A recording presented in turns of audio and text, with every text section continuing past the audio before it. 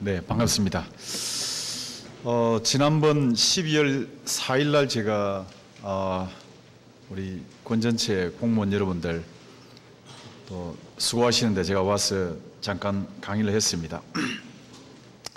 지난번 하고 내용이 중복된 내용도 있고 그 다음에 이제 새로 오신 분들 위하여서 잠깐 개괄적인 설명을 드리면서 그 물과 공기와 건강에 대하여서 제가 말씀을 드리도록 하겠습니다. 우리가 일반적으로 질병에 대한 분류를 할 때 상당히 많습니다. 한 수만 가지 정도 되거든요. 병원에 가면 저희들 질병을 찾아내면 질병 없는 사람이 거의 없겠죠. 그게. 그래서 이제 한국에서는 대표적으로 암이 사망의 제1 원인이고 그 다음에 심장질환, 뇌질환, 고혈압, 당뇨라든지 각종 이제 관절염이라든지 또 아니면은 뭐 위에 염증이나 장염이나 그 다음에 이제 특히 한국 사람은 4,700만 중에서 한 350만 명 정도가 간염, B형 간염, C형 간염으로 고통을 받고 있는데 이런 거 감염성 질환, 그 다음에 이제 내분비, 호르몬에 문제가 있는 질환이라든지 또 소화기 질환을 우리가 분류를 하고 있습니다. 우리 의과대학에 있는 교수들이나 아니면 의사들이나 또 과학자들은 이런 거 원인이 무엇인가에 대해서 상당히 관심이 많거든요. 그래서 1차적으로 이제 유전인자, 암에는 뭔가 유전인자가 있을 거라는 그런 생각에 있어 열심히 유전인자를 찾고 있습니다. 그 다음 두 번째로는 감염. 한 10년 전만 하더라도 암이 박테리아가 박테리아에 의해서 암이 생긴다 이런 학설을 부르짖으면 바보 취급받았습니다. 그 이유가 많겠죠. 이제 암은 전염병이 아니지 않습니까? 그죠? 그런데 암을 일으키는 것이 박테리아가 원인이 있다, 또 아니면은 바이러스가 원인이 있다 이런 말을 하게 되면 다 바보 취급했죠. 하지만 이제 그런 학설이 예를 들면은 위암 같은 경우에는 헬리코박터라는 박테리아가 일으킨다는 설을 이제 정설로 받아들이고 있거든요. 오랫동안 주장했던 호주에 있는 그 의사, 과학자는 상당한 그 바보 취급을 당하면서도 줄기차게 위암을 일으키는 것은 헬리코박터라는 박테리아가 일으킨다 해서 인정을 받아서 노벨상까지 받는 그런 일이 벌어집니다. 한 20년 전만 하더라도 간암에 대하여서는 많은 사람들이 바이러스 설에 대해서 부정했습니다. 하지만은 이제 B형 간염이나 C형 간염을 방치해두면은 암에 걸린다는 그런 것을 이제는 정설로 받아들이고 있죠. 그 외에도 이제 저희들이 각종 이제 폐기력이라든지 폐렴이라든지 이런 거 감염에 의한 원인으로 보고 어릴 때 저희들이 백신을 맞는다든지 또 아니면 조심하게 됩니다. 그 다음에 세 번째는 독성에 대한 문제가 있습니다.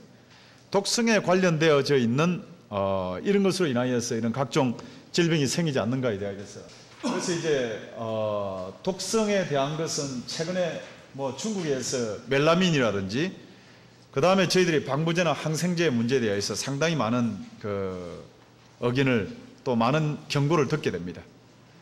이러한 그 유전과 감염과 독성은 의사의 영역이고 그 다음에 과학자의 영역이고 우리 일반인들과는 별개의 문제처럼 생각되지만은 제가 지금까지 한 20년 넘게 많은 환자들 그 다음에 많은 사람들하고 같이 접촉을 해보면은 유전과 감염과 독성에 의해서 질병의 고통을 겪기보다는 거의 90% 이상이 생활 습관 문제입니다.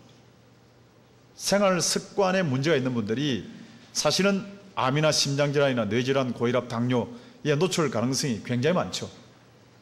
예를 들면은 고혈압은 부모님이 고혈압이면은 자녀가 고혈압이 된다는 그런 설이 강력합니다. 유전인자 설이죠. 당뇨도 마찬가지입니다. 그런데 부모님이 고혈압 환자일지라도 자녀가 유전인자를 가지고 있다 손치더라도 정상적으로 식사를 하고 그 다음에 음식을 짜게 먹지 아니하고 지방식을 섭취하지 아니하고 운동하고 몸을 조심하면은 고혈압에 노출될 가능성이 거의 없습니다. 그런데 반대로 유전인자가 없다 손치더라도 부모님이나 할아버지나 정조, 고조 할아버지까지 누구도 고혈압 환자가 없다고 가정한다 손치더라도 만약에 짜게 먹는다든지 비만이라든지 그 다음에 지방식을 섭취한다든지 운동하지 아니하고 술과 담배를 좋아하면은 고혈압 걸릴 확률이 대단히 높다는 것이 정설이죠. 그러니까 무슨 말이냐면 유전과 감염과 독성에 대한 원인이 있다 손 치더라도 내 생활 습관이 좋으면은 이런 유전과 감염과 독성의 원인으로부터 상당히 피할 수 있는 그런 상황이거든. 그 퍼센테이지를 따져보니까 10%, 10% 이하다 이 말이거든. 그래서 이제 많은 분들이 그러면 생활 습관에 어떠한 문제로 인하여서 우리가 이러한 그 암이나 또는 고혈압이나 또는 당뇨에 노출되는가? 그것은 대부분 다가 우리의 생활 습관 중에서 결정적으로 차지하는 게 우리 입으로 들어가는 겁니다. 사람의 입으로 들어가는 것은 세 가지거든요.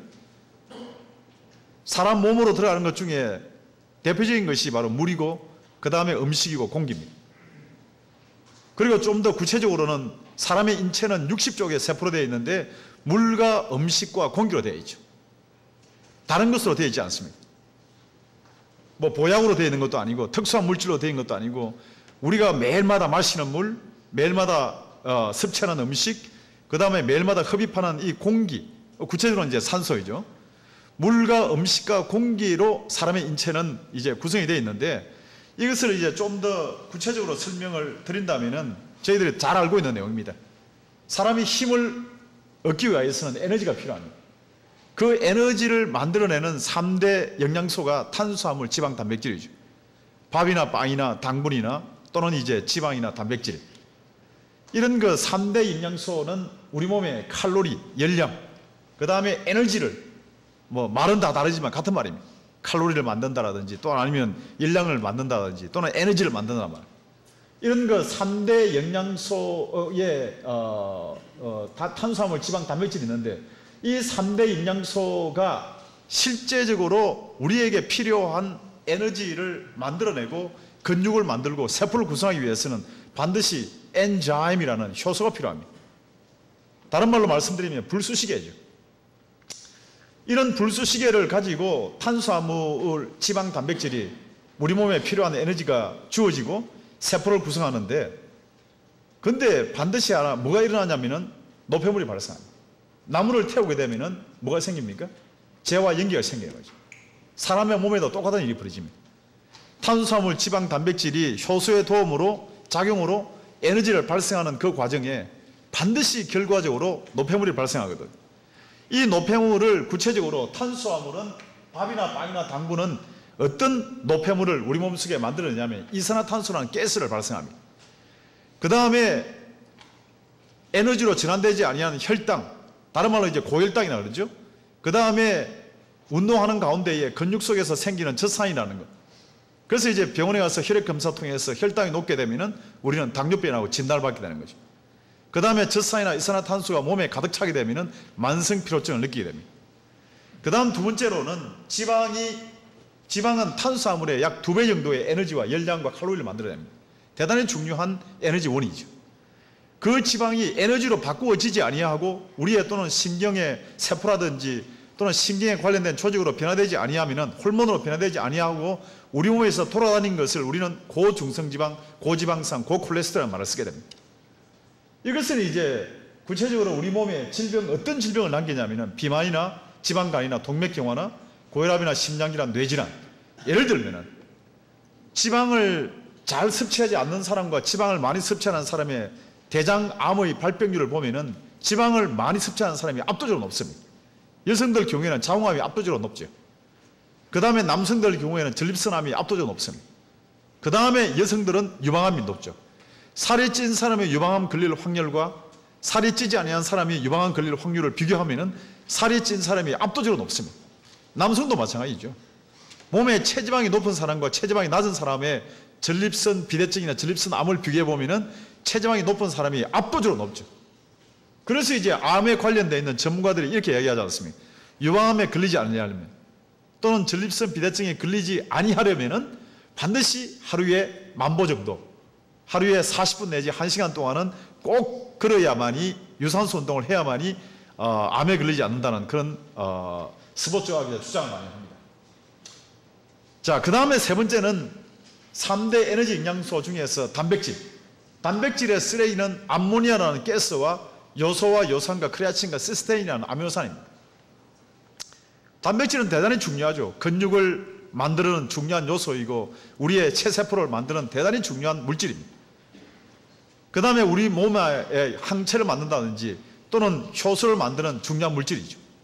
필수적인 그런 생명의 에너지이지만은 이것이 우리 몸 속의 에너지로 전환되는 과정에 또는 세포로 구성되어지는 그 과정에 대사 과정에 발생하는 쓰레기가 바로 뭐냐면은 암모니아나 요소, 요산, 크레아틴, 시스테인입니다.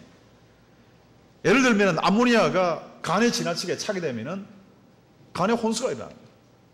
머리에 차게 되면 혼수 상태 빠지는 거죠.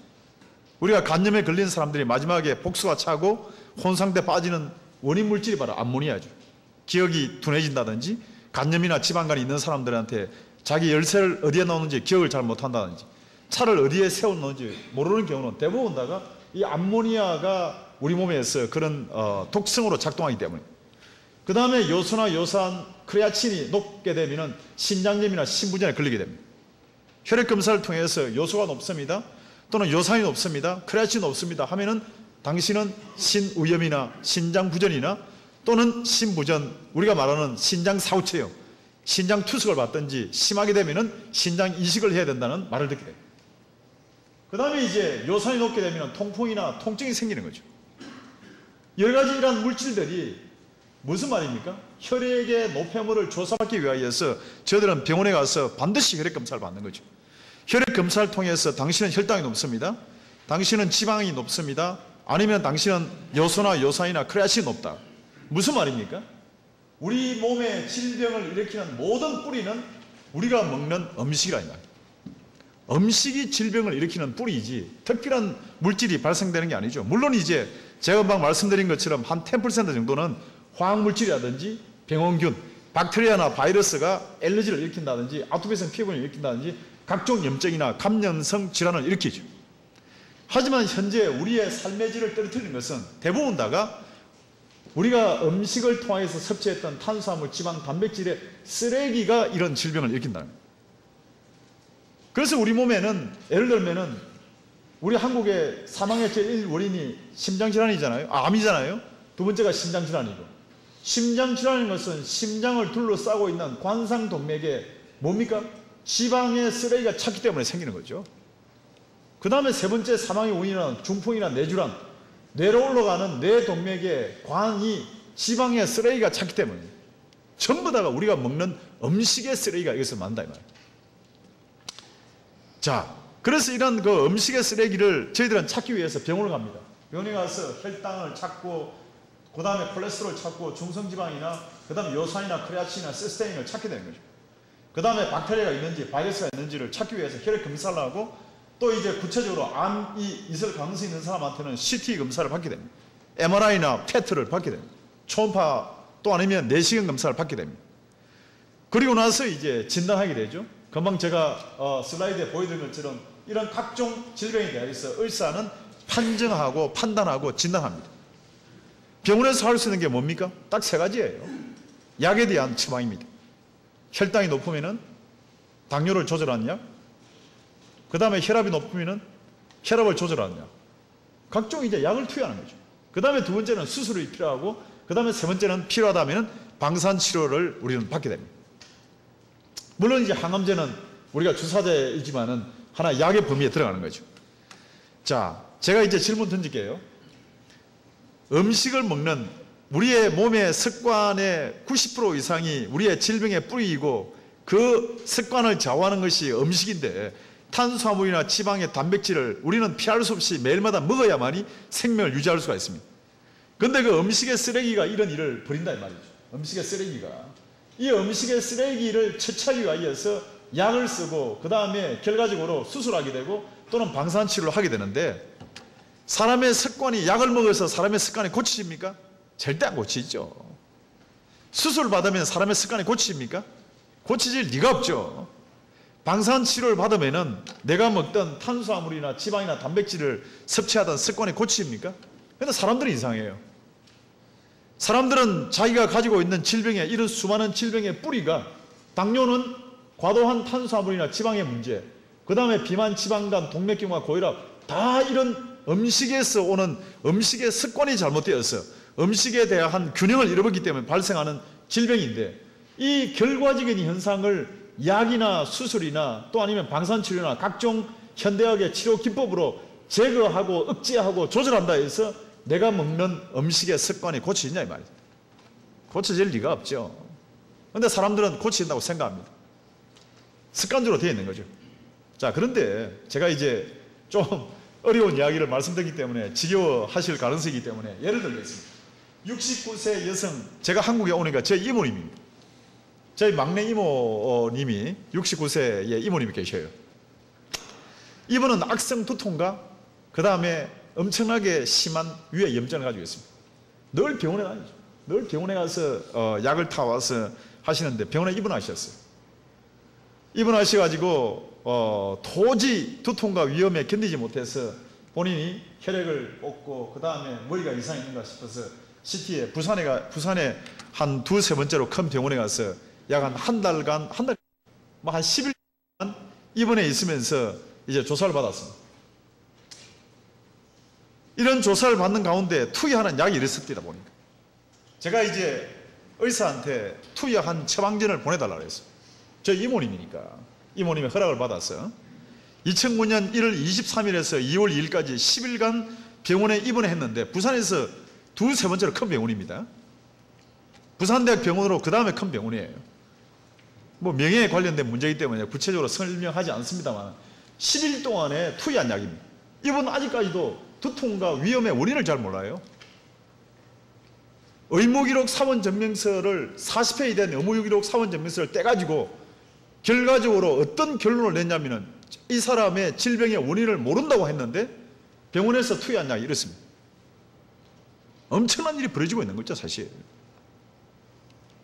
네? 변비약에서부터 위장운동 조절제부터 촉진제, 위장약, 위궤양치료제, 식욕촉진제, 편두통, 항파킨슨제, 뇌신경활성제, 편두통약, 소염진통제, 그 다음에 심지어는 마약성 몰핀 진통제에 투여하더라고요. 항염제, 항생제에다가 거담제까지 다 투여. 며칠 동안, 10일 동안. 미국 같으면은 고발당합니다. 이 정도 엄청난 약을 투여. 한국 병원에 예사로 벌어지는 일들이에요, 이게. 한국 병원에서. 병원에 들어가기 전에 건강하게 발로 걸어 들어갔다가 병원에 들어갔다가 이런 약 때문에 의사의 문제가 아니고 약으로 인해서 사람 죽어요, 이게. 왜? 머리에 내가 가지고 있는 두통과 위험, 위의 통증이 약으로 치료할 수 있다고 믿고 있잖아요. 오늘 여기에 참석하셨던 우리 많은 분들이 다 이렇게 믿고 있습니다. 이것은 과거에 20년 전, 30년 전 원시국가에서 벌어진 일이 아니고 한국의 제2의 도시에서 일어나 있는 대단한 일들이죠. 살아있는 일들이죠. 지금 2009년 1월 23일에서 2월 2일 저희 가정에 있는 저희 막내 이모님이 병원에 입원해서 죽는다고 이거 2월 2일 날 되고 나서 2월 9일 정도 되니까 뭐 하냐니까 수술하자 이거예요. 머리 뇌수술을. 100명도 모르고 있잖아. 이런 일들이 많이 벌어집니다, 한국에. 상당히 심각한 일이죠. 약으로 모든 것을 처리할 수 있다고. 물론 약의 기능을 부정하는 거 아닙니다. 약이라는 것은 억제하고 그 다음에 차단하고 조절하는 분명한 펑션이 있습니다. 그런데 오늘 제가 한번 질문할게요. 우리 제 앞에 계시는 우리 여자분 질문해도 되죠? 예, 우리 여성분께 질문 드리겠습니다. 청국장 좋아하시죠? 한국에 우리 또 뭐 굴에 또 굉장하게 음식물 좋지 않습니까? 아침에 청국장을 끓여가지고 이제 치우고 출근하셔야 되는데 치우지 않고 집에다 놔뒀습니다. 그러니까 저녁에 가면 청국장 냄새가 진동하겠죠, 집에다. 그러면 청국장 그 냄새 없애라고 우리 남편 되시는 분께서 그런 말씀을 하시면은 그 청국장 냄새 없애기 위해서 작년 크리스마스 때 우리 서울에 있는 또 자녀분한테 받았던 향수 막 뿌립니까? 냄새 없애라고. 향수 안 뿌리잖아요. 그렇잖아요. 향수로 냄새가 없어지지 않으니까 그 청국장 냄새를 없애기 위해서 방향제 가져와서 방향제 뿌립니까? 방향제 뿌릴 리가 없다고요. 물론 뿌리겠죠. 냄새가 너무 독하니까. 그러면 이제 세 번째 뭐 하겠습니까?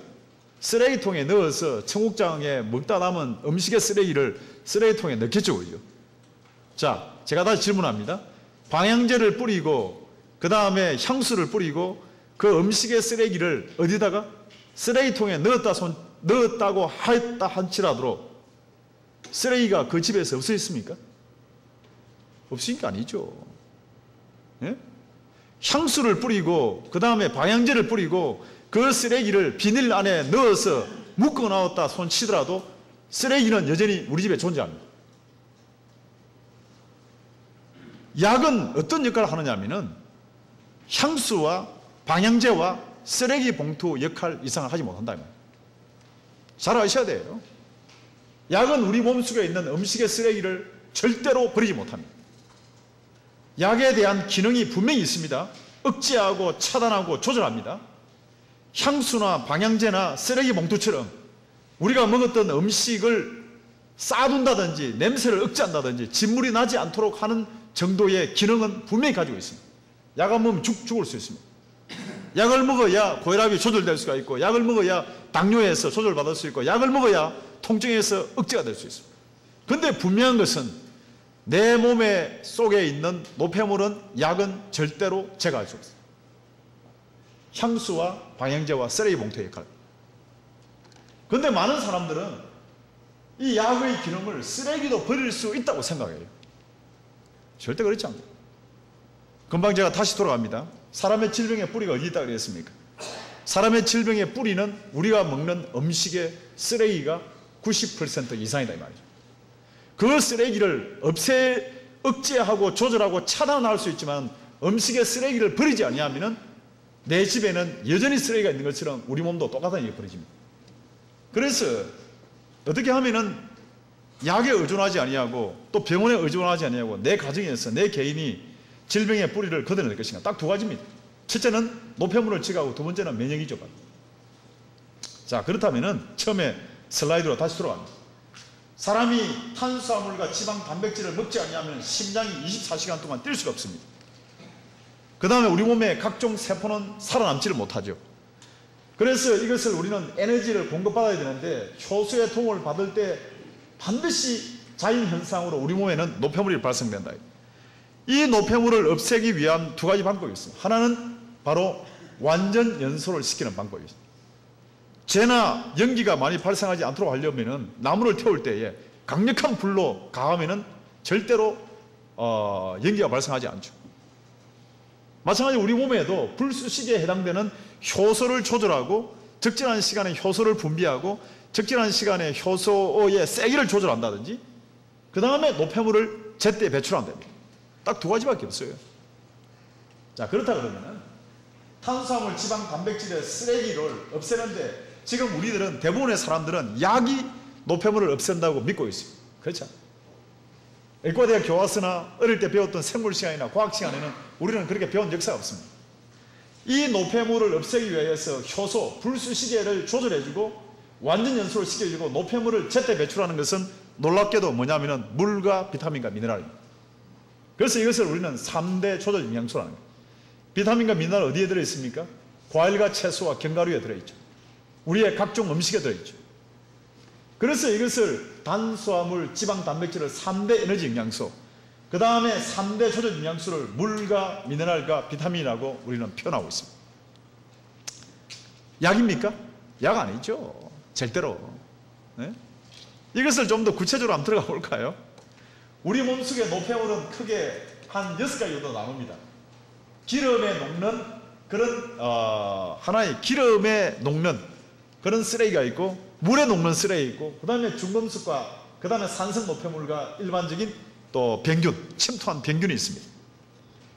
이러한 것을 없애기 위해서 금방 제가 말씀드린 것처럼 지용성의 쓰레기는 비타민 A, D 같은 지용성 바이타민이 없애고 수용성은 비타민 B나 C가 없앱니다. 그 다음에는 중금속이나 산성이나 병균 각종 우리가 미네랄이 합성해서 밖으로 끄집어내죠. 근데 여기에 바이타민 A, D, E, B, C나 칼슘이나 각종 미네랄은 효소를 조절하는 윤활유의 역할을 하죠.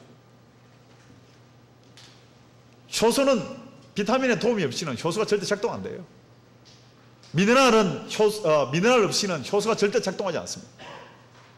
자, 그렇다 그러면은 이 효소를 조절하고 노폐물을 동시에 없애고 하는 것이 과연 비타민과 칼슘과 미네랄만 이게 가능하냐? 그게 아닙니다. 절대로. 바로 뭐냐면은 물입니다. 물이 효소를 이동하고, 물이 비타민을 이동하고, 물이 미네랄을 이동한다 이 말이죠. 그래서 물은 우리 몸속에 있는 모든 영양분을 이동하는 역할, 우리가 하루에 삼시세끼를 물을 먹지 않습니까? 그러면은 하루에 침에서 나오는 우리 입에서 나오는 침의 액이 하루에 3개입니다. 위장액이 한 2리터 정도 되죠. 췌장액이 한 2.5리터, 담즙액이 1리터, 장간액이 3리터. 효소가 분비되어서 이 음식을 소화시키죠. 하루에 20개 정도가 우리가 음식을 섭취했을 때 동원되는 물이 입에서부터 항문까지 흘러나오는 물이 약 10리터. 이런 말 듣지 않습니까? 식사를 할 때에 물을 마시면 위액이 묽어지기 때문에 물을 마시서는 안 된다. 그런 말은 대단히 무식한 말입니다. 절대로 그 말을 인정하면 안 돼요, 여러분들.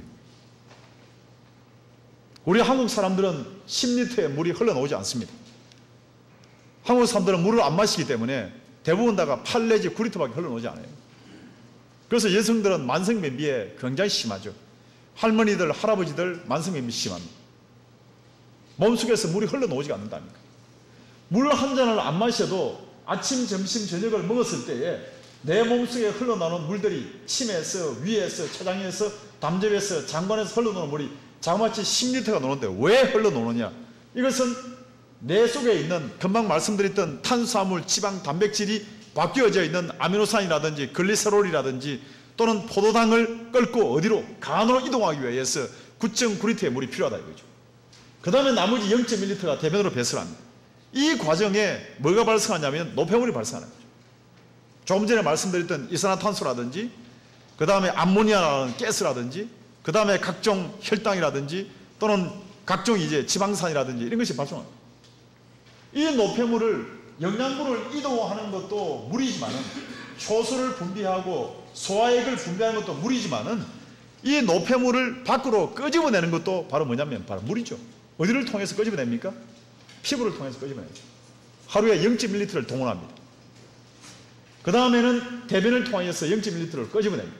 그 다음에는 호흡을 통해서 우리 몸에 발생하는 가스는 이산화탄소와 같은 가스는 끊임없이 밖으로 끄집어내야 되거든요.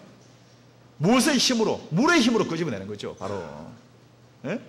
물의 힘으로 소변, 각종 이산화탄소는 호흡을 통하여서 지방산, 암모니아, 요산, 암모니아나 지방산은 땀이나 또는 대변을 통하여서 크레아틴이나 나트륨이나 시스테인이나 세포개산물이나 화학물질, 산소 노폐물은 소변을 통해서 배출합니다. 합치면 얼마냐면은 2.5리터에서 3리터. 이 계산하면 2.7리터죠. 자, 그런데 이렇게 이야기합니다. 또 음식을 통해서 국을 먹는다든지 김치국을 마신다든지 숭늉을 먹으면 물 많이 섭취하지 않습니까? 한국 사람들 식단을 조사해 보면 하루에 음식을 통해서 섭취할 수 있는 물은 얼마냐면 이거 2개밖에 안 됩니다. 네? 음식을 통해서 섭취할 수 있는 것은 2개밖에 안 돼요. 근데 내 몸속에 있는 이런 더러운 노폐물을 끄집어내는데 2.7리터가 필요한데 나머지 1.7리터는 어디서 만들어냅니까? 만들어낼 길이 없는 거죠. 네? 음식을 통해서 들어온 물이 1리터고 내 속에 발생한 더러운 노폐물을 끄집어내는데 2.7리터가 필요한데 나머지 1.7리터 이상은 어디에서 확보하냐 이 말이에요. 네? 어디에서요? 맥주에 조금 이따가 제가 말씀드릴게요. 과연 확보할 수 있는지. 그러니까 변비가 생기는 거죠. 그러니까 이 노폐물이 쌓이기 시작하는 거예요. 들어오는 물은 음식을 통해서 1리터가 들어오고 빠져나가야 물이 2.7리터가 빠져나가야 되는데 안 빠져나가는 거죠. 물이 없으면 빠져나가질 않습니다. 그러니까 지방산이 차게 되고 그 다음에 각종 노폐물이 몸속에 차기 시작하는 거죠. 그래서 미국의 의학총회에서는 하루에 8온스 240cc의 물을 8잔 마시라. 거의 2리터입니다. 그죠? 한 1.8에서 2리터의 물을 매일마다 마셔야만이 사람 내 속에 있는 노폐물이 사라지고 사람이 건강해진다는 그런 이야기를 하게 되는 거죠. 자, 그 다음에 그래서 이제 혈액을 한번 조사해 보면 건강한 사람의 혈액은 굉장히 깨끗해요, 사실은. 하지만 화학적 노폐물이라든지 지방산이라든지 그 다음에 단백질의 쓰레기라든지 혈중에 각종 알러지가 있는 사람의 혈액을 뽑아보면 굉장한 그런 모습을 보이죠. 그 다음에 이제 세 번째는 물은 면역세포를 이동시킵니다.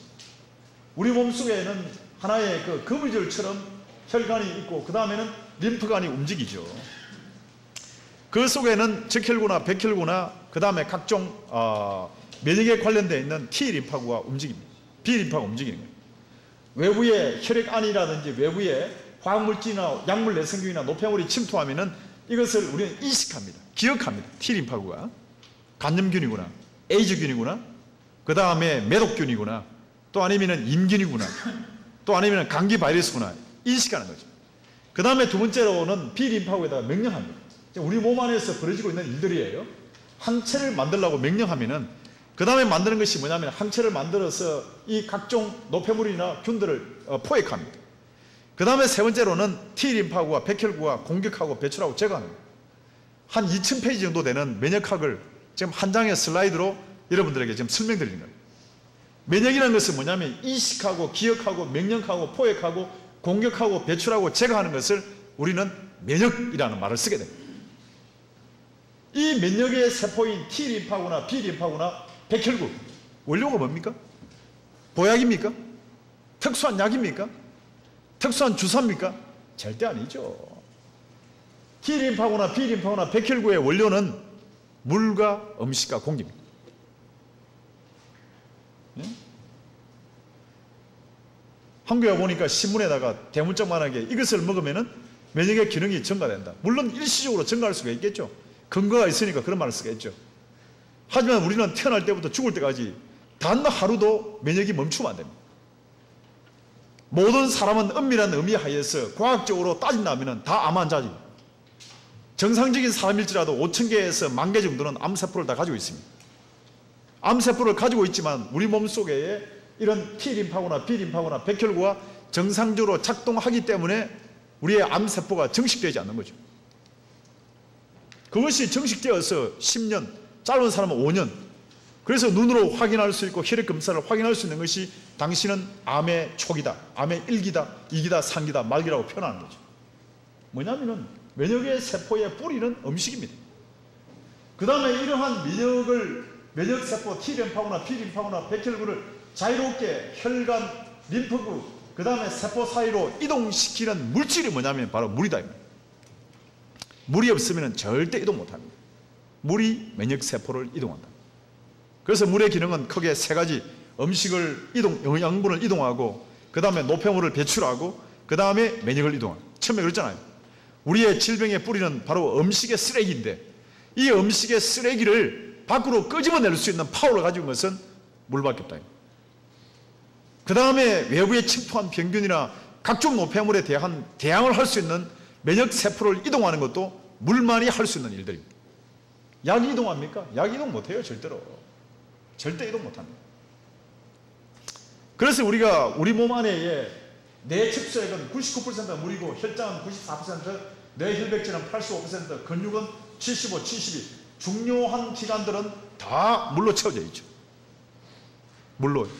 그런데 이러한 물들이 1.2%만 탈수되면 우리는 통증을 느끼게 됩니다.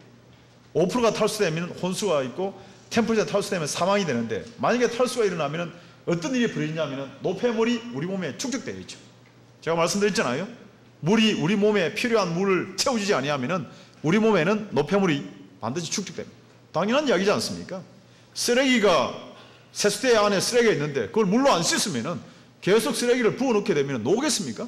우리 몸도 마찬가지죠. 구조고. 그럴 때 일어나는 반응이 뭐냐면은 통증과 알레르기 반응이다. 이것은 갈증의 신호입니다. 내가 머리가 아프고 위가 아프고 근육통이 생기고 내 몸이 아프다는 것은 그 통증의 뿌리를 파고 들어가 보면은 노폐물이고 그 노폐물의 원인은 바로 탈수에서 벌어진다 이 말이에요. 이것은 thirst 시그널, 한마디로 갈증의 신호이죠. 그런데 많은 사람들은 어디로 갑니까? 목이 마르면은 금방 조금 전에 말씀하시는 것처럼 맥주로 손이 갑니다. 시원한 맥주로 손이 가잖아요. 그 다음에 각종 약물이고 산성 가공수이고 산성 가공식품으로 손이 가게 됩니다. 이러한 것은 전부 다가 우리의 혈액에 우리 몸속에 있는 효소를 파괴하며 미네랄이나 바이타민이나 뇌세포나 산성이나 독성화를 일으키는 뿌리가 됩니다.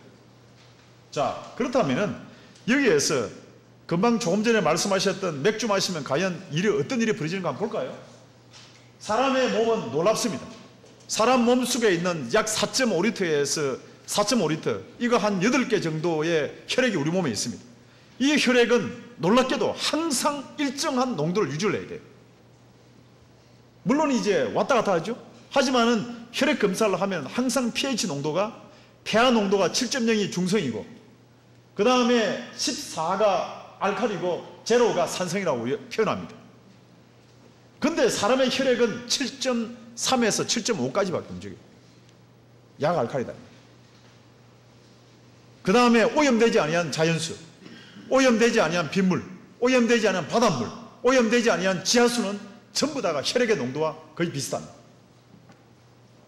우리가 먹는 채소, 바이타민, 미네랄, 필수 지방산은 전부 다 알칼리입니다.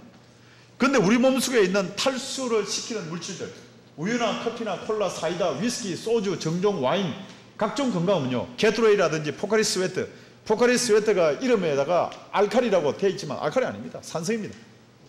조사해 보면. 그 다음에 식초나 간장, 된장, 고추장, 김치, 역삼탑 정수기에서 나온 물, 집에서 달아난 여러분들 가정에서 많이 쓰고 있는 역삼탑 정수기에서 나오는 물은 강산성입니다. 그 다음에는 체내 노폼이나 약물이나 화학물질은 전부 다가 혈액을 탈수시키는 물질들이에요. 맥주를 10잔 마시면 우리 몸에 있는 물을 14잔을 뽑아내버립니다. 아시겠습니까? 커피를 10잔 마시면 내 몸에 있는 물을 12잔을 뽑아버려요. 네? 우리 몸의 원리가 그래요. 왜? 강산성이 들어오면은 그 강산성을 방어하기 위해서 끄집어내야 돼, 밖으로. 네? 내 안에 있는 물을 총동원 다 시킵니다. 내 속에 방어하기 위하여서, 내 속에 강산성이 들어오면은 그 강산성을 방어하기 위해서 내 몸속에 있는 세포 안에서 물이 흘러나오지 않으면 사람은 죽습니다. 이래도 맥주 좋아하시는 분들은 문제가 있습니다. 네? 맥주 마시면은, 소주 마시고 정종 마시면은 물을 뽑아버려요, 내 몸속에. 내 몸속에 1.2%만 뽑아내면은 어떤 일이 벌어진다요? 통증이 생긴다니까요. 네? 가장 물이 많은 장소가 내하 수체를 건드립니다. 우리 현대인은 대부분 다가 산성 속에 있는 거죠. 가공 처리한 식품 속에는 다 산성입니다. 가공 처리한 과자, 가공 처리한 신토부리 음식, 가공 처리한 음식은 전부 다가 산성이죠. 전부 다. 알칼리성 식초는 존재하지 않습니다. 쏙지 마십시오. 알칼리성 물로 만든 식초란 말은 있어도 식초는 초산에다가 구연산이죠, 바로. 화학적으로 은밀하게 산성입니다. 그래서 혈액이 엉키게 됩니다. 혈전이 생기죠. 이게 혈관이 가슴에 있는 우리가 심장의 혈관을 막게 되면은 저희들은 심장 기능 부전을 일으킬 수 있습니다. 이런 일들이 많죠, 그게. 자, 조금 전에 가연 이런 이야기를 합니다. 제가 한국에 오니까 식초는 알칼리성, 입에 마실 때는 마시기 전에는 산성이지만은 입에 들어가면은 알칼리성으로 바뀐다. 그래서 이제 뭐 각종 한국에 들어오니까 식초 마시는 사람 많습니다. 아침에 희석해서 마시는 사람들, 소화제로 먹는 사람들, 힘을 내기 위해서 마시는 사람, 과연 그럴까요? 한번 볼까요, 과학적으로? 우리가 식초를 딱 마시면은 식초는 산도가 2.5 정도 됩니다. 굉장한 초강산성이죠, 사실은. 우리가 못 살던 시대 때는 식초를 마셔야만이 대장균에서 벗어날 수 있었어요. 못 살던 시대 때는. 수돗물을 먹지 아니하고 위생적인 물을 먹지 않을 때는, 우물물을 먹을 때는, 그 다음에 대장균이 부글거리는 그런 음식을 먹을 때는 식초를 쓰지 아니하면은 부패하죠. 냉장고가 없고. 그 다음에 여름 같은 경우에는 스시는 어떻게 먹습니까? 일본에는 스시에 반드시 식초를 넣잖아요. 왜? 소독하기 위해서 먹는 거죠, 사실은. 근데 그런 좋은 기능도 있지만은 그것을 음료수의 대용처럼 아침마다 한 컵씩 희석해서 먹으면 어떤 일이 벌어지는가 보자, 이 말이죠. 우리 몸에 먹게 되면은 타액, 금방 침에서 하루에 1.5리터, 위장에 2리터, 담즙에 1리터가 다 산성입니다. 예. 타액이나 위장액, 담즙액은 전부 다 산성이죠.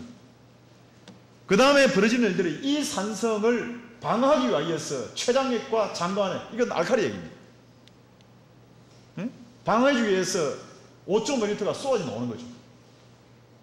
여기에 4.5, 식초를 안 마실 때입니다. 일반적으로 음식을 먹을 때 1.5, 2리터, 1리터가 흘러져 나와서 그 다음에 5.5리터가 알칼리화 시켜주는 거죠. 그래서 우리의 십이장이나 장은 알칼리화 되지 아니하면 음식을, 영양분을 흡수할 수 없습니다, 저희들이. 소화는 산성이 하지만 흡수는 알칼리성 환경에서 해주는 거죠. 그래서 흘러나오는 물을 계산해 보면 이것이 더 많은 거죠.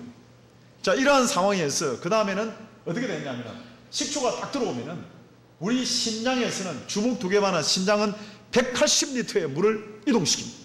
이거 360개를 심장을 통과시킵니다. 왜?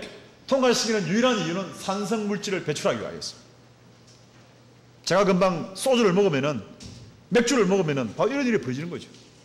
이것을 여기에다가 산성을 보상해 줘버리면 이 물은 전부 다 어디로 이동하느냐면은 간으로 이동해야 되는데, 이런 산성, 강산성의 물질이 딱 들어오면은 이 심장에서는 이 물질을 갖다가 밖으로 배출해 주지 않으면은 우리의 혈액은 약알칼리로 유지가 되지 않아요. 그러니까 계속 물이 빠지는 거예요. 맥주 좋아하시는 분들 화장실 계속 하시잖아요. 왜 갑니까? 화장실 안 가면 죽어요, 이게. 화장실을 가서 소변을 통해서 산성 물질을 밖으로 뽑아내줘야만이 혈액이 정상적으로 약알칼리성으로 유지가 되는 거예요, 이게. 그러니까 10잔을 마시면 14잔이 내 몸속에 있는 물이 밖으로 뽑아져 나오는 거죠. 생명 유지 기능에 의해서. 그 다음에는 여기서 끝나지 않습니다. 계속 소주나 아니면 맥주나 식초를 마시게 되면 세포 안에, 사람의 세포는 60쪽으로 되어 있는데 세포는 99%가 물로 되어 있습니다.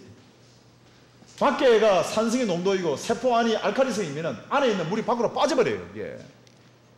네? 그래서 이 알칼리성을 유지하기 위해서 안에 있는 물이 밖으로 나오는 거죠. 그럼 세포의 수명이 단축됩니다. 그 다음에는 폐에서 이산화탄소와 같은 산성 가스를 발휘하기 위해서 엄청나게 힘을 쏟는 거죠, 여기다가. 그 다음에 간에서는 이 산성을 분해하기 위해서 굉장한 부하가 걸립니다. 자, 무슨 말입니까? 이것을 이 간이나 폐나 심장이나 우리 몸의 혈액을 유지해주기 위해서 물을 마시면 괜찮은데, 물 2리터나 바이타민이나 미네랄, 이 알칼리성을 마시면 보상이 됩니다. 문제는 마십니까? 물 안 마시죠. 물 절대 안 마시죠. 이게 빠져있는 상태에서는 무슨 말입니까? 혈액을 약알칼리성을 유지해주기 위해서 간이나 폐나 심장이나 그 다음에 이 물질을 분비하는 각종 기관들이 대단한 부하가 걸리는 거죠. 이런 상태에서 만약에 탈수가 지속되면 첫째는 관절이 나가버립니다. 할머니, 할아버지들이 연세가 많으셔서 관절 나간다고 생각하십니까? 그렇지 않아요, 절대로. 사람의 이 속에 관절과 관절 사이에는 물이 들어있습니다. 관절낭 속에는. 척추 같은 경우는 4번, 5번 사이에는 물이 들어가 있는데 디스크가 있잖아요. 그 속에 물은 우리의 체중의 75%를 유지해 줍니다. 그 안에 있는 연골이 우리 체중의 25%가 유지 안 해줘요. 물이 빠져버리니까 당장에 탈수되는 사람의 첫 번째 특징이 허리에 통증이 오는 거죠. 다이어트 하는 우리 여자아이들, 우리 따님들, 여러분들의 따님들 허리 아프다고 많이 이야기할 겁니다. 왜? 물 안 먹으면 허리 아파요, 당장에. 그 다음에 두 번째로는 피부가 나가버립니다. 피부에 골이 패이는 거죠. 할아버지, 할머니들이 왜 주름살이 있습니까? 물이 빠져나가기 때문에. 어린아이는 체중의 80% 이상이 물입니다. 그런데 아이들은 그렇지만은 어른들은, 노인들은 55%까지 다운되어버려요. 심할 경우에는 50% 이하로 다운되는 거죠. 그 다음에는 위에 염증이 생깁니다. 위산은 강산성이거든요. 그래서 위의 벽을 코팅시켜주는 것이 뭐냐면 물입니다. 물이 없이는 절대 코팅이 안 되죠. 물이 코팅을 시켜줘요. 여기서 끝나지 않습니다. 혈전이 생겨요. 혈액의 덩어리를 지게 만든다든지, 금방 조금 전에 말씀드린 것처럼 세포가 탈수된다든지, 그 다음에 부종이 생긴다든지, 그 다음에 간에 독성이 친다든지, 심장 결석이나 또 아니면은 뇌 손상이 벌어집니다. 뇌는 85%가 물이기 때문에. 전부 다가 많은 양이 아니죠. 1.2% 정도 탈수 벌어질 때 이런 일들이 벌어지는 거예요. 전부 다가. 자, 이러한 상황에 지난 3년 동안에 한국 사람들을 대상으로 제가 세미나를 해왔습니다만, 지도자급에 해당되는 사람들만 지난 2006년도 9월달부터 해서 교회 목사님이나 정적의 인사들이나 그 다음에 다양한 기업인들이나 만나서 이분들에게 세미나 한 사람 숫자가 정확하게 1,500명입니다. 일반인들 빼고 있지 않습니다. 그 중에서 암 환자가 170명 있었습니다. 170명의 암 환자들 중에서 지난 10년 동안에 금방 제가 소개해드렸던 사람의 혈액과 비슷한 물을 마시는데 안 걸렸다는 사람 제한테 보고하라 하면 한 명도 없었다. 분명 사실이에요, 이것은. 암 환자의 특징은 딱 두 가지입니다. 탈수와 영양실조예요. 무슨 말을 하더라도 지금까지 지난 10년 동안에 물을 제대로 안 마신 분은 이미 암에 노출되어 있다 해도 관이 아니죠. 사실 혈액을 뽑아보면 엉망진창이죠. 혈액을 뽑아보면. 제가 15,000명이라는 것은 그분들의 혈액을 다 뽑은 숫자 중에서 약 170명에 미국에서 150명 지난 3년 동안의 그 데이터 말입니다. 2년 6개월 동안의 데이터가. 거기에 보면은 두 가지 특징이에요. 암 환자들의 공통점은 놀랍게도 하나같이 상담을 해보면은 저는 물 좀 마셨습니까? 하루에 한 잔, 두 잔도 물 안 마셨다는 사람이 100%예요. 주위에 있는 가족들이나 주위에 있는 친구들 한번 보십시오. 물 안 마십니다. 암 환자들 물 마시는 습관이 거의 없습니다. 그 다음에 식사, 금방 제가 말씀드린 물과 음식과 공기로 사람의 생명 유지가 되는데 음식 먹는 것을 우습게 생각하는 사람들 전부 다가 폭식하거나 편식하거나 아침을 굶거나 식사를 또 안 하거나 며칠 동안 밥 안 먹어도 나는 굉장히 힘센 사람이라 자랑하는 사람들, 대부분 사람들이 탈수와 영양실조로 암이 걸리더라고요. 왜? 물은 영양분을 이동하고 우리 몸속에 있는 더러운 노폐물을 끄집어내고 그 다음에 면역세포를 이동시키는 강력한 기능을 가지고 있기 때문에 그 물의 기능을 빼앗아버리면 당연히 영양분이 이동 안 되면 영양실조가 올릴 거고 그 다음에 면역의 세포를 이루는 영양분이 없을 거고 그 다음 노폐물이 배출되지 아니하고 그 다음에 면역이 활동이 안 되니까 암에 노출되는 거죠. 그래서 우리 몸에는 대단한 방어 기능이 있습니다. 제가 앞에 말씀드릴게요. 우리 조남이 어떻게 되십니까? 예, 윤생님 심장에 암 걸렸다는 사람 들어봤습니까? 지금까지 살아오면서 심장에 암이 걸렸다는 사람을 들어본 적 있습니까? 심장은 암이 없어요. 우리 몸에 다 암이 있는데 유일하게 암이 걸리지 않는 부분이 심장입니다. 뇌도 암이 걸리고 간이나 폐나 또는 췌장이나 위 다 암이 걸리는데 피부에도 암이 걸리고 눈도 암이 걸리고 코, 혀도 암이 걸리는데 암이 안 걸리는 유일한 부분을 찾으라면 심장입니다. 왜 심장에 암이 걸립니까? 네? 심장은 네 가지이기 때문에 암이 안 걸려요. 이것은 우리의 오늘 건강관리법과 똑같습니다. 첫째, 심장은 산소가 대단히 풍부합니다. 그 다음에 두 번째는 심장은 에너지가 항상 일정하게 공급이 돼요. 다른 부분은 다 에너지가 공급되지 않더라도 심장만큼은 영양분이 정확하게 공급되는 장소입니다. 그 다음에 세 번째가 뭐냐면은 심장은 운동을 합니다. 엄마 뱃속에서부터 장기가 형성될 때부터 죽을 때까지 끊임없이 규칙적으로 운동을 하는 거죠. 그 다음에 마지막에 네 번째가 뭐냐면은 심장은 혈액으로 채워져 있습니다. 혈액의 94%가 물이거든요. 물로 채워져 있다 이 말이에요. 산소가 풍부하며 그 다음에 두 번째로는 에너지가 일정하게 공급되며 운동을 하며 그 다음에 마지막으로 물이 풍부한 환경에서는 절대로 암이 안 걸려요. 심장은 암이 걸리지 않습니다. 그래서 우리가 물을 마시면 되는데 우리 몸속에 물을 안 마시게 되면 물 마시라는 신호를 보내게 됩니다. 아프다, 즐겁다, 괴롭다, 힘들다 하는 그런 그 느낌을 감정을 알게 하는 시상하부의 갈증의 중추가 있습니다. 그래서 우리가 물 마시면 됩니다. 그런데 사람 참 이상합니다. 또 제가 질문 좀 던지겠습니다.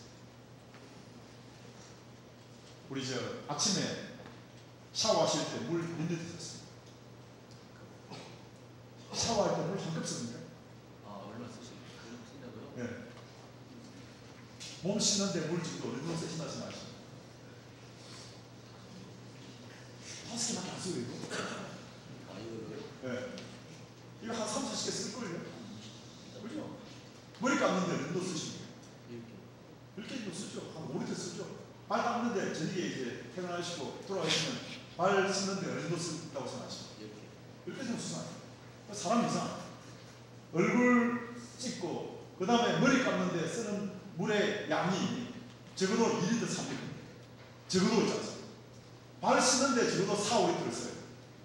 근데 우리 몸 속에 있는 혈관, 입에서부터 항문까지가 10m, 혈관의 길이를 혈관을 다 뽑아내면 12만 km. 그 속에 금방 제가 말씀드렸던 탄수화물과 지방과 단백질의 쓰레기가 그 속에 가득참으로 병을 일으키는데 그것을 끄집어내는 능력이 물이 있다는데 머리를 감는데도 2, 3리터를 쓰는데 내 몸 속에 있는 더러운 노폐물을 끄집어내는데 하루에 한 잔의 물을 안 쓰는 사람은 양심불량 아닙니까? 네? 양심불량 아니에요. 사람의 몸에 혈관을 끄집어내면 지구를 두 바퀴 돌고 한 12만 킬로미터이 되는 거예요. 사람 머리 감고 얼굴 쓰는데도 2, 3리터를 물을 쓰는데 자기 몸속에 12만 킬로미터 안에 들어있는 더러운 노폐물, 탄수화물의 노폐물, 지방의 노폐물, 단백질 노폐물을 마시기만 하면은 노폐물은 반드시 물의 힘으로 땀이라든지 호흡이라든지 소변이라든지 대변을 통해서 흘러오는데 머리 감는 것보다도 못하냐. 사람 이상해요. 얼굴 닦는데 약으로 닦아줍니까? 약으로 절대 못 닦아요. 매일마다 발 닦는데 알코올로 닦습니까? 물로 닦으면 끝나잖아요. 근데 사람들은 굉장하게 심플한 이런 심플한 원리를 이상하게도 알아듣지를 못합니다. 자기의 머리 하나 감는데도 2, 3리터를 쓰는데 내 몸속의 질병의 뿌리, 모든 질병의 뿌리가 내 몸속에 먹었던 음식의 쓰레기로 인하여서 발생하는데 그 쓰레기가 밖으로 나갈 수 있는 유일한 물질이 뭐냐면 물인데 그 물을 마시는 것을 사람들은 머리 감는 것보다 더 못하게 생각한다는 거예요. 그냥 교육의 문제입니까? 한국의 교육 문제입니까? 간단한 문제 아니에요. 여기서 또 오는데 1m도 안 되는데 이게 물을 안 마십니다. 사람들 물을 굉장히 우습게 생각해요. 사람이 70% 이상이 물로 되어 있는데도. 그래서 물을 마시면 해결이 되는데 문제는 물을 안 마십니다. 물을 안 마시면 뇌 안에 있는 삼투압 수용체에서 항이뇨 호르몬을 발동시킵니다. 자, 다시 돌아갑니다. 하루에 내가 음식을 통해서 1리터만 섭취하고 그 다음에 밖으로 노폐물을 끄집어내는 데에 2.7리터 이상의 물이 필요한데 물을 안 마십니다. 그러면 물이 빠져나가면 심장이 타결받고 뇌가 타결받는다면 세포가 타결받는 거죠. 그래서 자기 생명, 뇌와 심장과 내 몸을 보호하기 위해서 뇌에서 삼투압 수용체를 동영하여서 간에서 항이뇨 호르몬이라는 것은 뭐냐면은 소변을 배출하지 못하도록 막아버리는 호르몬이죠. 그래서 심장의 기능을 저하시켜버려요. 그래서 나이가 들어가지고 여러분들 그런 경험 많이 하시잖아요. 화장실에 가가지고 가만히 서 있는데 소변이 잘 안 나와요. 응? 젊었을 때 쫙 나왔는데 앉아있어서 보통 한 시차를 한 10초 내지 20초 지나야 소변이 나옵니다. 억지로 놓아야 돼. 그 다음에 소변을 다 했다고 손치는데 돌아서면은 또 소변 누고 싶은 잔뇨감이 있습니다. 그런 경험을 많이 하실 거예요. 물 안 드시는 분 대부분 그렇습니다. 왜? 몸속에 있는 물이 빠져나가면 내가 죽어버립니다. 내 몸에 물이 빠져나가지 못하도록 심장의 기능을 저하시켜 놓는 거죠. 뇌의 명령을 받았던 항이뇨 호르몬이 그런 작동을 하고 있습니다. 여성들 경우에는 어떤 일이 벌어집니까? 화장실에 가서 소변을 누고 싶은데 배설이 안 돼요. 네? 그래서 병원에 찾아가죠. 방광염인 줄 알고. 그러면 또 뭐냐면 물만 마시면 끝날 일을 항생제를 또 먹습니다. 그 다음에 요실금이 생깁니다. 컨트롤이 안 돼요. 소변을 배설해야 될 시간에 배설이 안 되고 배설하지 말아야 할 시간에 소변이 배설되는 일들이 벌어지죠. 왜? 심장의 기능을 저하시키기 때문에 소변량이 감소하며 쓰레기가 차기 시작합니다. 하루에 180리터의 물이 통과시키면서 혈액이 통과하면서 이 속에 있는 노폐물을 제거하는데 이 기능을 저하시켜 놓으니까 내 몸속에 있는 노폐물이 제거되지 않으니까 가장 많은 노폐물이 뭔지 아십니까? 바로 우리가 먹는 음식 가운데에서도 소금이죠. 소금이 빠져나가지 않습니다. 그러니까 이 소금 때문에 세포 안에 있는 물이 흘러나와서 부종이 생깁니다. 물을 많이 마시기 때문에 부종이 생긴 게 아니고 물을 안 마시기 때문에 생기는 거죠. 부종이라는 것은. 그 다음에는 혈압이 증가합니다. 산성의 노폐물이나 각종 몸의 노폐물이 소변을 통해서 빠져나가야 되는데 빠져나가지 않고 몸에 돌아다닙니다. 한국의 고혈압 환자의 70% 이상입니다. 이 케이스가. 그 다음에 뭘까요? 여기서 끝나지 않죠. 절대적인 물의 양, 대변을 통해서도 100cc, 0.1리터의 물을 뽑아내야 되는데 물이 부족하니까 변비를 안 시키는 거죠. 배변을 안 시키는 거죠. 그러니까 악성 변비에 있는 거죠. 배 안에서 노폐물이 차게 된 거죠. 지방이 찬 것이 대장염이고 그 폴립이 생긴 것이 대장암으로 발전하잖아요. 바로 변비에서 스타트된 거예요. 이 속으로 물이 나가야 되는데 여기서 끝납니까? 폐에서 물이 빠져나가야 되는데 하루에 1리터의 물이 빠져나가는데 안 빠져나가니까 호흡량이 감소하고 산소가 결핍되고 폐 부족이 일어나는 거죠. 여기서 절대로 안 끝내죠. 마지막 뭡니까? 피부입니다. 온도를 저하시키죠. 몸의 온도가 나가면은 이 체표면을 통하여서 물이 빠져나가니까 온도를 강제적으로 다운시켜버립니다. 특히 물 안 마시는 여성들은 손을 잡아보면 손이 시체처럼 차요. 그분들 대부분 다 물 안 마시는 분. 거의 대부분이. 남자도 그런 분이 계시는데 그런 분들 대부분 다 물 안 드시는 분. 술이나 좋아하고 소주, 위스키 좋아하시는 분들, 그렇습니다. 아침에 일어나 보십시오. 손이 얼음장처럼 차요. 바로 이런 상태. 온도가 저하고 혈액순환 저하며 노폐물이 축적되는 그런 신장과 그 다음에 장관과 피부와 그 다음에 어떤 일. 그래서 물을 마시기 시작하면 제일 먼저 바뀌는 게 피부입니다. 우리 군수님 피부 좀 바뀌다 생각하지 않습니까? 한 3, 4개월 전에 비하여서. 예? 물이 그 정도로 중요해요. 피부를 바꿉니다. 피부의 세포는 수명이 45일입니다. 물을 45일 동안 계속 마시면 바뀌죠, 피부가.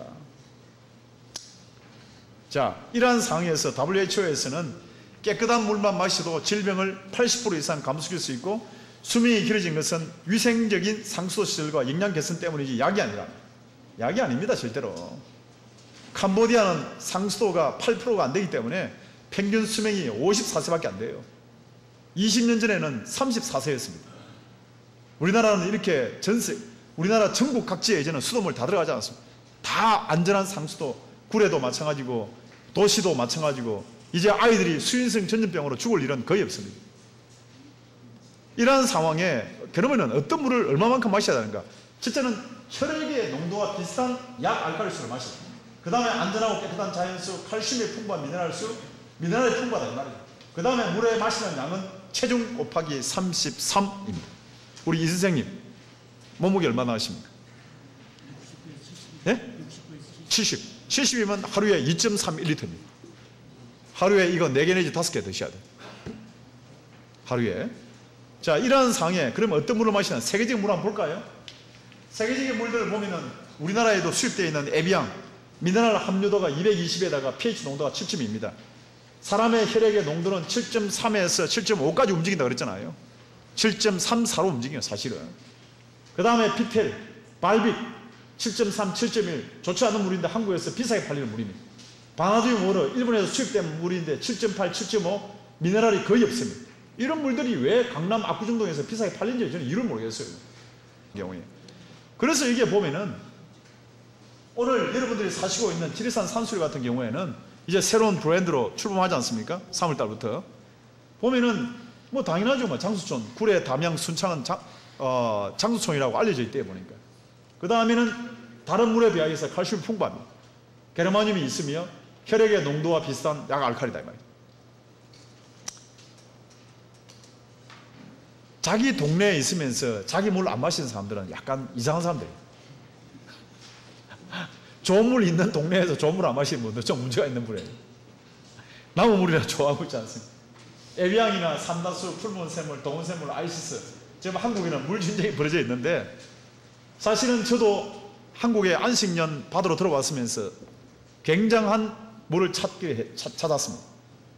속초에서부터 그 다음에 경기도 또 아니면은 제주도 전국 일대를 다니면서 물 한번 찾아봤죠. 그 중에서 어떤 데는 막 물을 샘플을 가져와서 물 검사해달라고 해보니까 수많은 사람들이 굉장하게 친한 사람들도 저하고 중마고에 있던 사람들도 물 공장하면서 강원도에서 물을 갖다 검사해달라고 이야기하더라고요.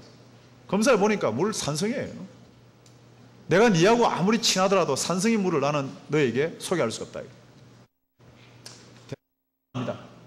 산수유 이번에 노는 구례군에서 주도하는 이 산수유 물은 정말로 대단한 물이죠. 그래서 칼슘이라든지 뭐 원수 이야기입니다. 필터링 통과시키면 약간 낮아지지만은 제주도 삼다수하고 비교하면 비교가 안 돼요, 사실은. 이게 압도적으로 앞서 있는 그런 물이라고 할 수 있거든요. 그래서 이러한 상황에 있는데, 자, 두 번째로는 제가 한 물과 공기에 대한 주제로 있으니까, 자, 그 다음 공기 한번 볼까요? 우리가 지금 현대인은 공기가 대부분 다가 강산성, 강산화성, 화학물질, 유해물질, 박테리아, 바이러스, 산소 공급, 습도 조절 불능, 실내 공기에 오염이 되어 있습니다. 그래서 엄청나게 지금 산성비라든지 산성수라든지 산성물로, 그래서 우리나라의 표청수는 거의 다 산성이에요. 동네에 있는 약수들은 거의 다 산성입니다. 알칼리수가 거의 있습니다. 왜? 우리 나라 전체가 지금 산성비로 오염되기 때문에 떨어져 있는 물들이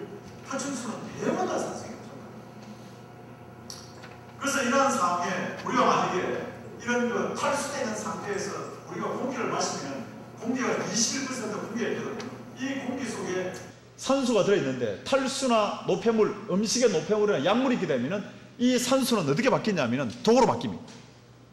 부분적으로 독으로 바뀌어요. 그것을 우리는 슈퍼옥사이드 또는 활성산소, 레디컬 옥시즌이라는 단어로 표현합니다. 그래서 이 산소의 구조가 어그러지면 전자가 하나 튀어져 나와버려요. 여기. 가운데는 핵이고 전자가 이렇게 쌍을 이루고 정형을 유지를 하고 움직이는데 탈수가 되고 노폐물이 축적되고 약을 먹게 되면 우리 몸속에 있는 전자가 떨어져 나갑니다. 그러면서 이 산소의 구조가 어그러지면서 우리 몸의 세포를 공격합니다. 가장 산소가 많은 장소를 공격해요. 우리 몸에서 가장 산소가 많은 장소가 어디냐면은 심장입니다. 심장을 때리는 거죠. 그것이 바로 심근경색입니다. 심장 발작의 뿌리죠. 그 다음에 두 번째 산소가 풍부한 장소는 뇌입니다. 뇌를 때리는 거죠. 뇌경색이죠. 바로. 그래서 유명한 활성산소설이거든요. 우리 몸속에 있는 산소가 풍부한 장소부터 공격하니까 세포 산화와 뇌질환, 심장질환, 각종한 당뇨병, 면역질환이야. 자, 이러한 유해 산소와 활성산소가 왜 벌어집니까?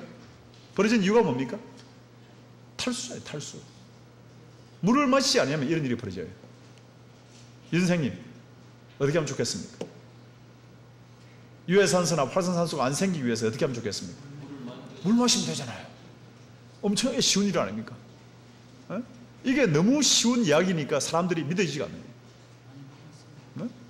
어려워야 되는데 돈도 엄청나게 많이 들고 노력도 많이 하고 그 다음에 애도 많이 써야 되는데 이게 너무 쉬우니까 사람들이 실천이 안 되는 거예요. 너무 쉬우니까. 그 다음에 이제 두 번째가 뭐냐면은 이런 전자를 품고 있는 물질이 있습니다. 그게 뭐냐면은 바로 과일과 채소 안에 들어있는 물과 함께 있는 바로 바이타민이죠. 그래서 이것을 발견한 이 원리를 체득하신 분이 20년 전부터 한국에다 알린 분이 누구냐면은 바로 서울대에 계시는 이광재 교수님이죠.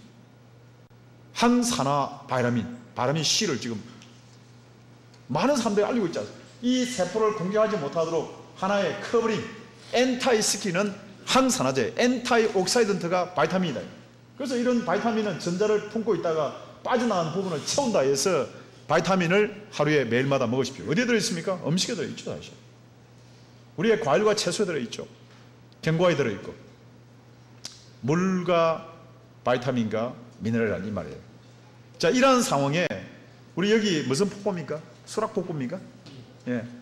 이런 그 폭포 잎에 가면은 기분이 굉장히 좋습니다. 저희들이 물이 떨어지는 장소에 가면은 굉장히 기분이 좋아요. 왜 기분이 좋으냐면은 이런 기분이 좋다는 것을 처음에 많은 사람들이 좀 특이하게 생각했어요. 왜 폭포 근처 가면 기분이 좋고 산림속에 가면 기분이 상쾌하고 물론 산소가 풍부하고 여러 가지 이론이 있죠. 페톤치드가 있다라든지 이론이 있지만은 그렇지만은 폭포 옆에 가면은 뭔가 서늘한 기분이라든지 상쾌한 기분이 왜 들까 이거예요. 1915년도 노벨 물리학상을 받았던 레나드라는 사람이 그 이론을 발견했죠. 가서 폭포 잎을 조사해 보니까 폭포에 있는 공기는 단순한 공기가 아니고 음이온, 음전하를 품고 있는 공기가 우리로 하여금 굉장히 기분을 좋게 한다. 그래서 이런 물이 강한 압력으로 인해서 떨어지면서 분쇄가 되면서 가운데 있는 전자가 하나의 물을 품을 때에 어떤 일이 벌어지냐면 음이온이 된다는 유명한 음이론 이론입니다. 그래서 이제 폭포 근처라든지 폭포의 근처에 음이온을 카운트해 보면 한 10만 정도, 나이아가라 같은 경우에는 엄청난 강력한 낙차를 가지고 떨어지기 때문에 근처에 가서 측정해 보면 한 10만 정도 나온다고 일반적으로 보고 있습니다. 해변에는 파도가 치는 해변에 한 8만 정도 1cc 안에 설탕 정도, 각설탕 사이즈 안에 들어가는 이온수를 음이온을 카운트해 보니까 이 정도 나온다 이 말이죠. 그 다음에 지난번에 제 스텝하고 와가지고 일찍 강연에 올 때 도착해가지고 측정해 보니까 굴의 숲 같은 경우에는 한 10,000 정도 나옵니다. 굴의 숲 같은 경우. 차를 몰고 저 위로 올라가서 이 기계를 가져와서 한번 측정해 보니까 상당합니다. 그 다음에 시내, 우리가 서울 시내 거리에는 한 200 정도, 아파트의 실내는 150, 병실은 100밖에 나오지 않아요. 공기가 양이온으로 가득 차 있다. 이러한 상황에 음이온의 효과를 우리는 다른 말로는 공기 비타민이라고 부르는 히브리 대학에 있는 술만 교수라는 사람은 이게 공기가 단순한 공기 아니다. 조사를 내보니까 굉장합니다. 혈압이나 혈당이나 지방산이나 적혈구, 그 다음에 산, 효소, 이뇨작용, 혈중 질소, 수면 효과, 진통 효과, 발모, 굉장한 효과가 있다는 것을 지난 한 70년 동안에 수많은 학자들이 조사하기 시작한 거죠. 여러분이 음이온이라는 말을 많이 듣지 않습니까? 뭐 음이온이 노는 팔찌, 뭐 음이온이 노는 전기매트, 그것은 거의 대부분 다가 굉장히 미미해요, 사실은. 사람의 인체에 효과를 줄 수 있는 퍼센테이지를 따지면은 0.01%도 되지 않습니다. 그런데 이런 음이온 효과를 보니까 세포를 재생하고 혈액을 정화시키고 자율신경을 조절하고 면역 활동을 정진하니까 사람들은 산으로 가자, 자연으로 가자, 바닷가에서 살자, 이런 거 친환경적인, 친자연적인 그런 가슴이 생기는데, 이것을 가정에서 재현해 보겠다고 시도한 사람들이 있습니다. 숲속에 있는 또는 폭포에 있는 것을 재현해 보자는 것이 뭐냐면 바로 강한 플라즈마, 고전압 방식을 써서 이걸 만든 기계들이 한국에 많이 나돌아다닙니다. 50만 원, 100만 원씩 막 나돌아다니더라고. 이것을 문을 닫아놓고 켜놓으면 사람 죽습니다. 왜? 오존과 산화질소의 가스가 발생되어 있습니다. 절대 터시면 안 돼요. 고전압 방식으로 시내에서 흔히 팔고 있는 50만 원, 100만 원짜리 그런 일본에서 수입된 제품이라든지 미국에서 수입된 거라든지 한국 국내에서 만든 고전압 방식은 오존 가스를 맡으면 사람이 죽을 수 있어요. 아이들은. 특히 노인들은. 그 다음에 이제 두 번째로는 일본 사람들의 모델인데, 이런 전동 펌프를 이용해서 노즐로 물을 강하게 뿜어서 금속판에다가 때리면은 폭포와 같은 효과를 낸다 해서 일본에서 1970년대 이게 개발되었습니다. 그런데 너무나 소음이 강해요. 전기가 너무 많이 들고. 실패적으로 끝냈죠. 그 다음에 미국입니다. 미국은 여기다가 하나의 밖에다가 붕대를 하나의 그 수세미 같은 것을 감아서 가운데다 팬을 돌리면은 기화를 시키면 되겠다. 조사를 내보면 전부 다 양용이 나와요. 한국에도 대형 마트에 가면 팔고 있습니다. 그 다음에는 이제 초음파나 온열식, 여러분들이 잘 알고 있는 가습기죠. 조사해 보면은 전부 다가 뭐냐면은 양용이 나옵니다. 습도를 조절해 주는 역할을 하더라도 상당하게 폭포 수입과 같은 그런 불쾌함을 느끼죠. 불쾌함을 느끼면 좋은 감정을 느끼게 하는 게 불쾌함을 느끼게 만드는 거죠. 그래서 저희들이 동경대학에서 어떻게 했냐면은 알칼리수를 잡아놓고 그 다음에 특수한 세라믹을 넣어서, 이 세라믹은 일본 같은 경우에는 물이 알칼리수가 거의 없습니다. 일본 같은 경우에. 그래서 일본에는 알칼리를 만들어내기 위해서 오키나와에 있는 산호를 세라믹화해서 넣어서 이걸 물을 발생하죠. 그래서 여기에다가 양이온 제거관이라든지 초음파 제거기, 한국 국내에도 제트크가 많이 나와 있어요. 일본도 마찬가지고. 여기에 대하여서. 그래서 일본 국내에서는 이거 한 대가 우리나라 돈으로 한 1,000만 원 하죠. 예? 공기를 맑게 하자요. 그래서 이러한 상황에 엄청난 일이 벌어져. 뇌를 활성화시킨다든지, 폐 안에 항균작용을 한다든지, 피부를 맑게 한다든지, 머리를 나게 한다든지, 일본에서는 머리를 나게 한다는 그런 이름으로 신경물질을 컨트롤합니다. 그 다음에는 각종이죠. 비강 전망을 보호하고 항산화작용, 항균작용, 항염작용, 자율신경 활동을 조절하고 세로토닌 분비를 조절하고 우울증을 개선하며 불수면증, 진통효과입니다. 자, 그래서 이제 이런 다양한 효과를 가지고 있는데, 더 놀라운 것은 병실에다가 집중치료실에다가 일반적으로 아무것도 안 썼을 때 하지만은 이러한 금방 음이온을 발생하는 공기 생성기를 써보니까 1주째, 2주째가 치사적인 포도산 구균이 다운된다는 유명한 보고서가 있습니다. 그래서 무슨 말입니까? 오늘 샘플로 제가 가져왔는데, 산수류라는 물을 구례군이 이제 주도해서 이 물을 나지만 물을 마시는 물로 끝내지 않아요, 절대로. 이 프로젝트를 스타트했을 때. 네? 우리가 예사로 수돗물을 담아서 그냥 이런 그 물에다 하는데, 우리 지난번에 11월달에 구례군을 처음 방문했을 때 군수님께서 이런 말씀 하시더라고요. 구례에 있는 공기를 모아서 한국의 서울이라든지 공기 안 좋은 곳에 팔 수 있는 시대가 올 거라고. 정말 옳은 말씀이에요. 그런데 그 공기의 핵심적인 원료가 뭐냐면 물입니다. 물이 없는 곳에는 공기가 좋지 않아요, 절대로. 그 물을 이용해서 가정에서, 우리 실내에서 지리산과 같은 그런 노고단과 같은 공기, 친환경 같은 공기, 그 다음에 구례와 같은 공기를 재현시키고자 하는 그 물이 여기에 나온다. 이 물에 그런 효과예요. 마시고 흡입하자. 처음에 무슨 말씀드렸습니까? 물과 음식과 공기죠. 이것을 인식하고 사시는 분들이 얼마나 계시는지. 구례군에 있는 한 3만 명 정도 되시는 우리 국민들께서 정말로 구례가 가지고 있는 이 엄청난 자산, 원유를 뽑아서 개발해서 정유회사를 차려서 그 다음에 그 정유회사 차린 것을 가지고 개솔린까지 받아내려면 엄청난 돈이 들어요. 근데 물은 넣어서 뽑으면은, 예를 들면은 개솔린 미국 같은 경우에 물 1리터에 에비앙 하나가 1,500원입니다. 수입값보다 훨씬 비싸요. 개솔린보다 훨씬 비쌉니다. 물이 개솔린보다 비싼 시대에 접어들었다. 21세기에 지금. 이 엄청난 자산을 구례군이 가지고 계시거든. 그래서 제 개인적인 비전은 건강 세미나 이제 마치겠습니다만은 물과 음식과 공기를 통하여서 우리는 해결하지 못할 일이 없습니다. 여러분들이 삶 속에서 내 속에 있는 모든 더러운 노폐물은 약이 없애주는 것이 아닙니다.